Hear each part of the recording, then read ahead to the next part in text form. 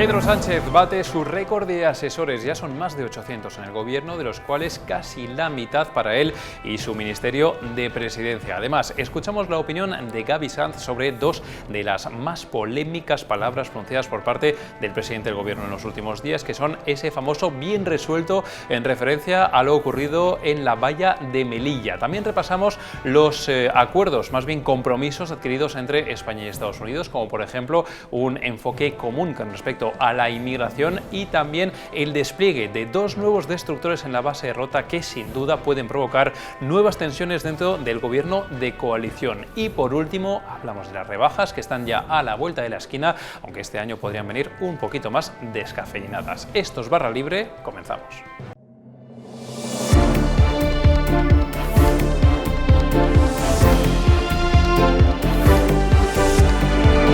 Comenzamos ya esta edición de Barra Libre y lo hacemos hablando de los asesores del gobierno y lo hacemos con nuestro compañero Borja Negrete. ¿Qué tal, Borja? ¿Cómo estás? Muy buenas, Alberto. Muy bien. A ver, Borja, un récord de asesores en el gobierno. Yo cuando te digo esto y cuando te leo en Voz Populi me suena algo recurrente, lo cual significa que ese récord que ya venía de hace unos meses, porque ya lo hemos contado aquí, resulta que no para de subir y de subir y de subir esta cifra. Esto es como el día de la marmota. A veces yo también me siento un poco así, contando lo mismo de manera consecutiva, pero es que es así. Es decir, se han actualizado los registros de personal del gobierno y hemos visto que una vez más han engordado en asesores tanto el gobierno en general como el presidente Pedro Sánchez. En términos generales, el gobierno cuenta ahora con 803 asesores, o sea, supera la barrera de los 800 asesores. Es decir, más de los que tenía en julio de 2021, que eran 785, y que ya era la cifra récord hasta el momento. Esto supone pues el segundo récord consecutivo de Pedro Sánchez y le convierte en el presidente que tiene los tres primeros puestos de gobiernos con más asesores. El primero este que hemos dicho, el segundo el año pasado, y en tercer lugar estaría su gobierno en funciones de 2019, donde tenía alrededor de 670 asesores. Y luego él en particular, para sus funciones y las del ministro Bolaños, pues cuentan con, para ellos solos, con 383 asesores. Estamos hablando de más de una pequeña y mediana empresa. 300 y pico asesores entre el Ministerio de Presidencia y Presidencia del Gobierno. Claro, si echamos la cuenta, 803 asesores creo que has dicho, sí. Saldría más o menos unos 40 por ministerio, pero aquí vemos que solamente entre Bolaños y Pedro Sánchez se llevan más de 300. El 47% de los asesores son solo para Pedro Sánchez y Bolaños. Y el segundo, el siguiente ministerio que más tiene es Política Territorial, con 141, pero el resto de ministerios no llega ninguno a los 25. O sea, que hay una diferencia muy importante. Y dentro de estos ministerios también hay variaciones, no solamente Pedro Sánchez ve incrementados el número de asesores, sino que también dentro de los ministerios también hay unos cuantos que también suben. Sí, hay unos casos que son más curiosos, como por ejemplo, uno de los ministerios que más asesores tiene, aunque ya te digo, a cifras muy lejanas de las de Pedro Sánchez, es Derechos Sociales, de Yone Belarra, que ahora mismo pues tiene 22 asesores y pues supone un aumento respecto a los que tenía el año pasado, que los tengo por aquí, y para no equivocarme te digo, son dos más que el año pasado.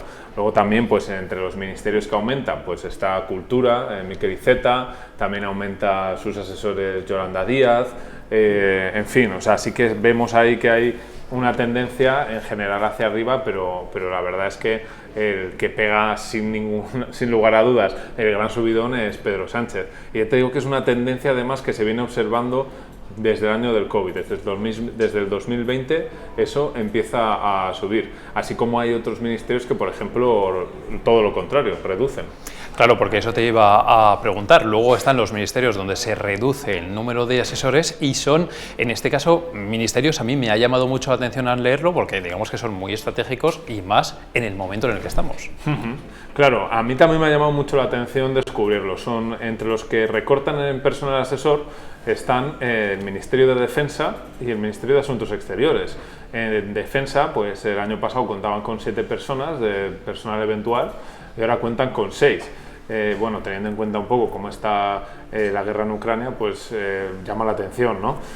Y qué decir del Ministerio de Asuntos Exteriores, que al margen de lo de Ucrania, pues España se encuentra en una difícil situación de equilibrio por sus relaciones con Marruecos y con Argelia, y a pesar de ello, Álvarez cuenta con menos asesores que con los que contaba Arantxa González Laya, que tenía 19, mientras que Álvarez tiene 15.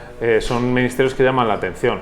Pero también es verdad que, o sea, una de las cosas que yo creo que realmente influyen en este aumento de asesores en la época de Sánchez es la llegada de Podemos al gobierno, que ha obligado a buscar huecos, a crear ministerios que antes no existían. Y un ejemplo paradigmático, que creo que es importante contarlo para que lo conozcan los espectadores sí o sí, es que el caso paradigmático es Sanidad.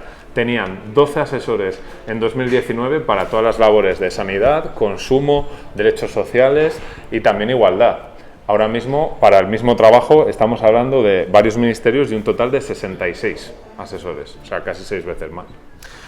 Bueno, pues vemos ahí cómo el gobierno, desde luego, sin miramientos, gasta y derrocha ahí en asesores. Son muchos, hay mucho trabajo que hacer, eso también es verdad, son más ministerios, esto es evidente y es también otra de las causas objetivas. Pero claro, una de mis preguntas, Borja, es ¿cuántos asesores tenían entre Pedro Sánchez y Bolaños? ¿300 cuántos? Eran 383. 383, pues mi pregunta es si esa frase del bien resuelto de Pedro Sánchez, refiriéndose al asunto de la valla de Melilla, era de uno de estos asesores, porque desde luego, viendo alguna de las cosas que pasan en este gobierno, igual no son suficientes esos 800 y pico que ya tienen. Pues sí, al final yo no sé cuántos van a necesitar para no cometer errores de ese tipo. En fin, pues ahí lo tienen, ese dato y esas cifras de nuestro compañero Borja Negrete, que pueden leer, por supuesto, en Voz Populi. Borja, muchísimas gracias por la información. Muchas gracias, Alberto. Y qué bueno verte en carne y hueso aquí en el plato de Barra Libre, y no solamente en Cine y Blanco Negrete los sábados, que no nos lo perdemos. Eso es, todos los sábados. Bueno, pues esa frase, esas dos palabras, bien resuelto, que pronunciaba el presidente del gobierno Pedro Sánchez hace apenas unos días en referencia a la acción de los gendarmes marroquíes en la frontera, en esa valla de Melilla. Dos palabras muy polémicas que van a perseguir al presidente del gobierno. Eso es al menos la opinión de nuestro compañero Gaby Sanz, que ya escuchamos. Al presidente del gobierno se le está poniendo cara de ¿qué he hecho yo para merecer esto? Pedro Sánchez había planificado en Madrid una cumbre de la OTAN con Joe Biden, el presidente estadounidense, y otros 40 mandatarios, para borrar de un plumazo la mala imagen que ha dado el gobierno y el PSOE en estas elecciones andaluzas, con una derrota inopinada, la cuarta, por cierto, en 3 años. Pero he aquí que el propio presidente del gobierno, en uno de esos errores no forzados tan frecuentes en la política, el viernes pasado dijo en Bruselas lo que un mandatario nunca puede decir, que la muerte de 23 inmigrantes, aunque haya sido en Marruecos, es un asunto bien resuelto.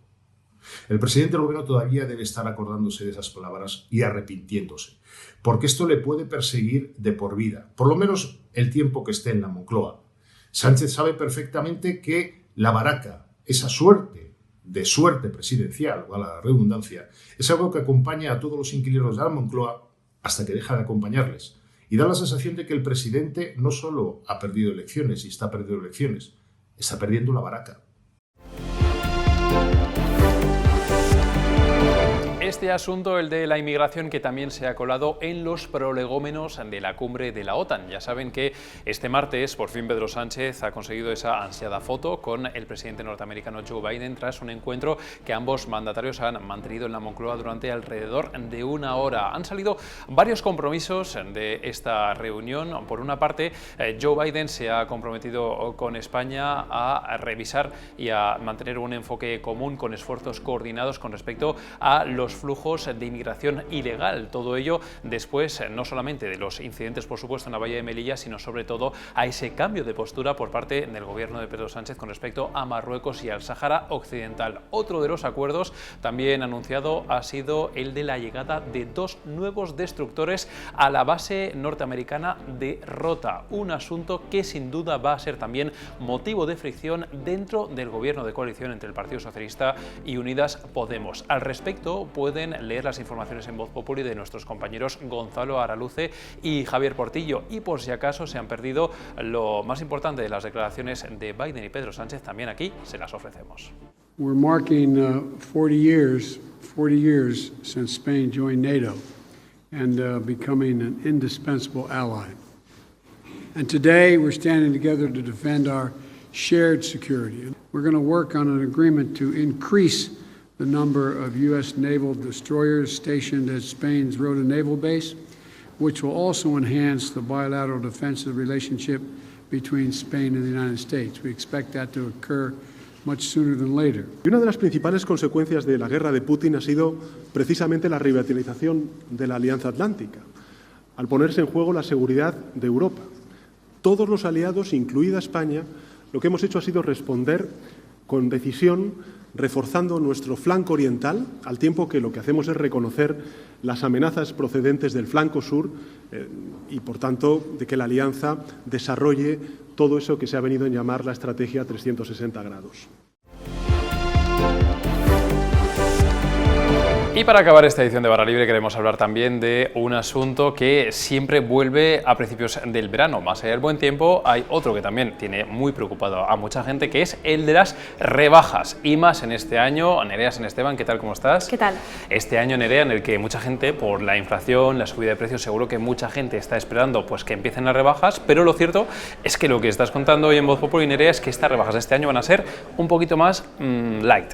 Sí, es lo que nos comentan los comerciantes y las patronales que lo representan, que de diferente forma que otros años, como dices, pues las tiendas estaban repletas de descuentos y digamos que muchas tiraban los precios.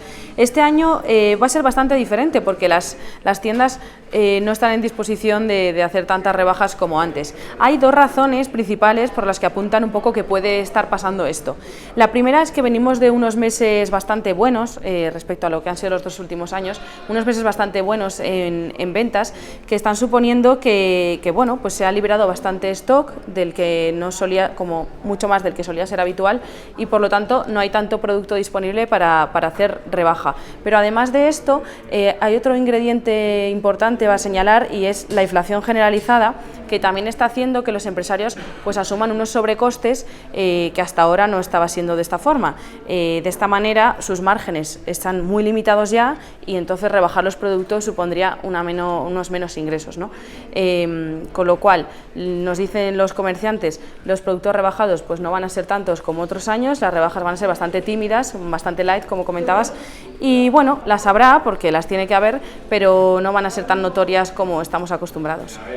Y Nerea, claro, todo esto en un principio de verano, en el cual también tenemos este año otro fenómeno, del cual hemos hablado también contigo, y es que van a venir más turistas que en los últimos 2 años. No sé si este fenómeno, con gente igual más predispuesta a consumir más, con poder adquisitivo, si esto también puede alterar el funcionamiento del comercio a lo largo de los próximos meses. Sí, bueno, como hemos comentado también aquí en Barra Libre, lo que está pasando un poco es que se está produciendo lo que ya llaman algunos un efecto champán, del que tanto las reservas hoteleras que comentábamos aquí, como las compras, como los restaurantes, como las tiendas, pues están viviendo como un verano bastante dulce, ¿no? En el que parece que las ventas se van a disparar, pero ya todos miran hacia el otoño porque será un poco cuando empiece a bajar ese consumo. De momento la perspectiva del comercio es optimista para el verano, sobre todo por esta llegada del turista. Comentábamos pues en zonas de costa que durante el verano pasado no recibieron a tantos turistas extranjeros, pues este año volverán a recibirlos. Habrá muchos de ellos que acudan a las tiendas a llevarse prendas o otros artículos a sus países de origen, y de esta manera pues las ventas se dispararán. Ahora bien, ya habrá que preocuparse después de lo que pase en septiembre. De momento, perspectivas optimistas y las tiendas pues preparadas para recibir a todo aquel que quiera entrar.